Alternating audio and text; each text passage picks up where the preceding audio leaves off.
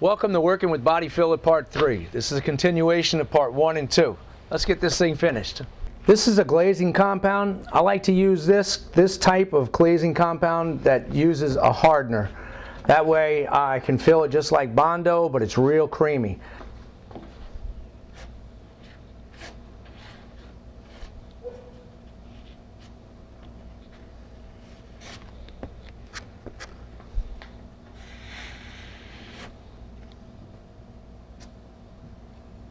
You see how creamy this stuff is? It's real easy to work.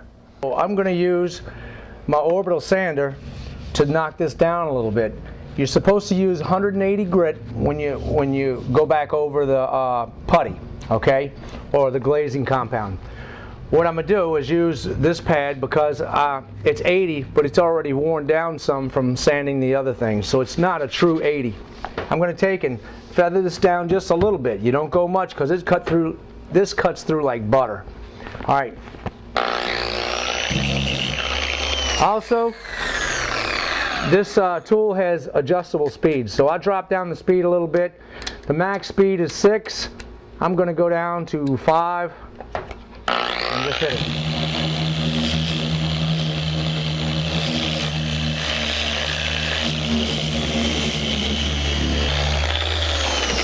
Remember, don't lose that body line. Come back to that body line, get it to there.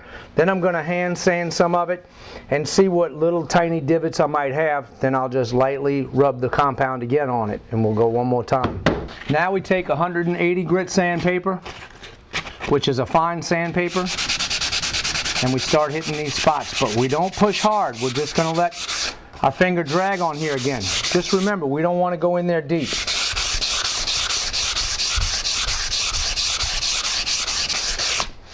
This is where you have to be patient. You just keep doing this until you get it real close. You feel it. I feel a tiny ridge right here. I'm a little too deep. I'm going to take and skim it again, and we'll do this part one more time. Remember the spreaders? I take the spreader with self-sticking sandpaper and I put it on there where it's good and tight, and then now I can go and follow the body lines with this. And I just rub it up and down until all the way. And this will follow the body line, and it shows me right here where my low spot is. And then I'll just fill a little bit of cream in there. Like I said, I can feel it, but this gets me really, it gets it real close and knocks everything down to where you have just a little divot. I'm pushing this flat up against the side of the car, and I'm pushing down. I'm not doing it on an angle like this where it's going to go in. This is following the car. I have a few of these little pads. I'll take a tiny one, like a small one like this, where the sandpaper's over it. That way I can get into little bitty crevices where normally you can't reach. And like I said, this is great for following the contour. Even after you went back up and down, you can take the body line. I know this is flat, so I can just rub it here till I work it down. So I'll take this cream and I'll just rub it right on the seam all the way around. This glazing spot putty, you don't have to use hardener with it. You just take it and smash it on your finger and you can rub it in the spots. Once I rub it into that and into any little divots that are on here, like right here, it'll fill that little divot. And you sand it off, and it fills these little bitty Bondo holes that you'll get sometimes. After I finish with the 180, I'm going to just finish this up and clean it up real well with 320. This is going to get a good slick surface, and I'm ready to prime it. Well, we've got this done, and it's looking pretty darn good. There's a couple of little spots that we have to take care of, that I'll have to take care of, but it's very minor.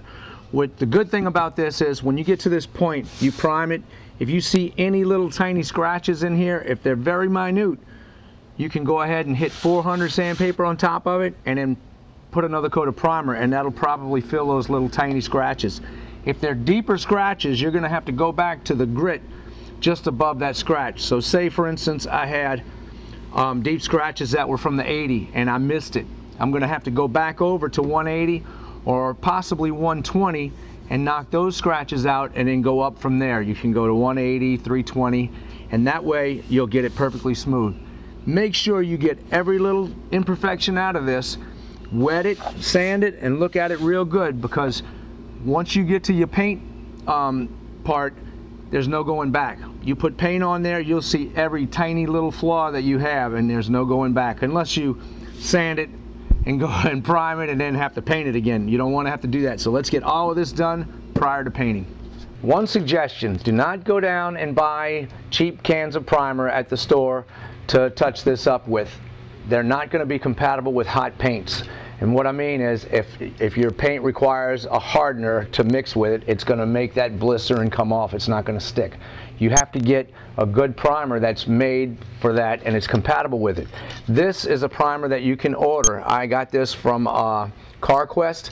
It's Transtar 4603.